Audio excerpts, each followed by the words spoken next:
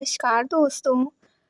तो भगवान विष्णु को षष्ठी का पालनहार माना जाता है और भगवान शिव को षष्ठी का संहारक माना जाता है।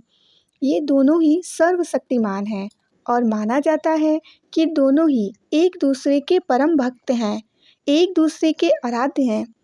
लेकिन क्या आपने कभी सुना है कि भगवान विष्णु और भगवान शिव के बीच महाप्रलयंकारी भयंकर युद्ध हुआ था?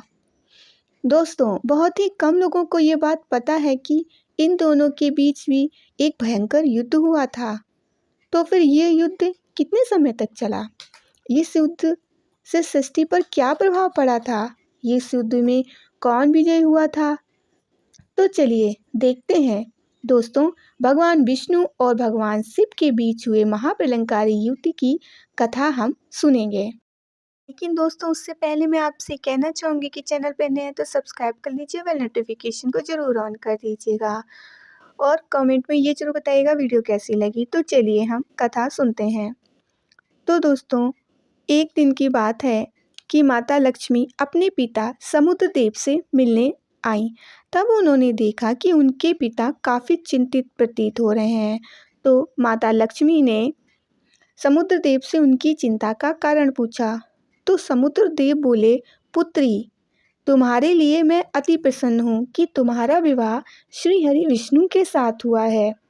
लेकिन तुम्हारी 5 बहनें सुवेशा, सुकेशी, समसी, सुमित्रा और वेदा भी मन ही मन विष्णुदेव को अपना पति मान चुकी हैं और उनको पाने के लिए कठोर तपस्या कर रही हैं।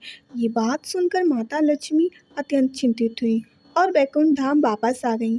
वापस आकर माता लक्ष्मी ने भगवान विष्णु से कहा, हे प्राणनाथ, आज मुझे विश्वास दिला दीजिए कि आपके संपूर्ण हृदय में केवल और केवल मेरा स्थान है। भगवान विष्णु ने कहा, देवी, इस सत्य से अनभिज्ञ नहीं है कि मेरे हृदय के आगे भाग में केवल महादेव है। मैं ये कैसे कह दूं कि मेरे संपूर्ण हृदय में आप हैं?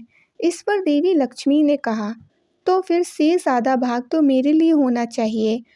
भगवान विष्णु ने कहा, देवी, मैं जगत का पालनहार हूँ। शेष आधे भाग में मेरे अनेक भक्त जो मुझे प्रिय हैं। ये संसार जो मुझे प्रिय है, ये सब भी मेरे हृदय में आधे भाग में तुम्हारे साथ हैं।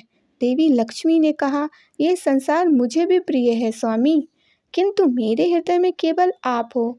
मुझे आपका संपूर्ण रूप से प्रेम चाहिए। यदि ये संभव नहीं, आप मुझे अपने हृदय से निकाल दीजिए। इधर दूसरी तरफ देवी लक्ष्मी की 5 बहनें तपस्या में सफल हुईं और भगवान विष्णु ने पाताल लोक आके उन्हें दर्शन दिया और उनसे मनवांछित फल मांगने को कहा। तब 5 बहनों ने मांगा, भगवान, आप हम 5 बहनों के पति बन जाएं और अपनी सारी स्मृतियों को भुलाकर, इस संसार को भुलाकर पाताल लोक में आके बस जाएं। भगवान विष्णु ने उन्हें तथास्तु कहा और उनके साथ ही पाताल लोक में आके रहने लगे। भगवान विष्णु के पाताल लोक में चले जाने से संसार का संतुलन बिगड़ने लगा। तो माता लक्ष्मी भी बहुत व्याकुल हो गईं और भगवान शिव के पास गईं। वहाँ माँ पार्वती ने कहा, भगवान विष्णु तो जगत पालक हैं।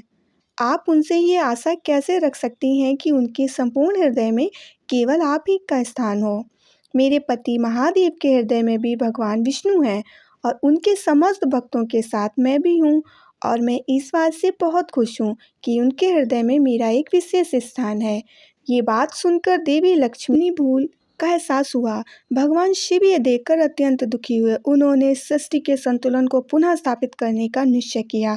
भगवान विष्णु को पाताल लोक से लाने का निश्चय किया। भगवान शिव वैष्णव अवतार लेकर पाताल लोक पर आक्रमण किया। उन्हें देखकर भगवान विष्णु अत्यंत क्रोधित हुए और महादेव के सामने आ गए और उन दोनों के बीच युद्ध प्रारंभ हो गया। भगवान विष्णु ने महादेव पर अनेकों शस्त्रों से प्रहार करना आरंभ कर दिया। महादेव भी अपने वृषभ स्वरूप में उनके अनेक प्रहारों को विफल करते गए। दोनों ही सर्वशक्तिमान थे, अतः ये युद्ध बिल्कुल बराबरी का चल रहा था। यह युद्ध अनेकों वर्षों तक चलता रहा। किसी को भी इस युद्ध की समाप्ति का उपाय समझ नहीं आ रहा था।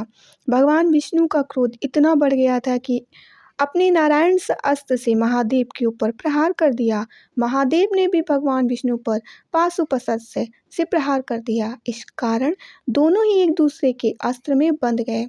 ये देख गणेश जी माता लक्ष्मी की उन 5 बहनों के पास गए और बोले, भगवान विष्णु और महादेव दोनों ही एक दूसरे के अस्त्रों में बंध गए हैं। यदि भगवान विष्णु की स्मृति वापस नहीं आई तो ये दोनों अनंत काल तक ऐसे ही बंधे रहेंगे और इस समस्त सृष्टि का सर्वनाश हो जाएगा। ये सुनकर 5 बहनें युद्ध चित्र में आईं और भगवान विष्णु से बोली, भगवान विष्णु, हम अपने सारे वचनों से आपको मुक्त करते हैं। उनके वचनों से मुक्त होते ही भगवान विष्णु की सारी स्मृति वापस आ गई और उन्होंने भगवान शिव को अपने अस्त्रों से मुक्त कर दिया। भगवान शिव ने भी उन्हें मुक्त कर दिया और अपने साकार रूप में आ गए। फिर भगवान शिव भगवान विष्णु को लेकर बैकुंठ धाम चले गए। तो दोस्तों, ये वीडियो अगर आपको अच्छी लगी है तो प्लीज़ लाइक कीजिएगा, कमेंट ज़रूर कीजिएगा। हम मिलेंगे नेक्स्ट वीडियो में, तब तक के लिए नमस्कार।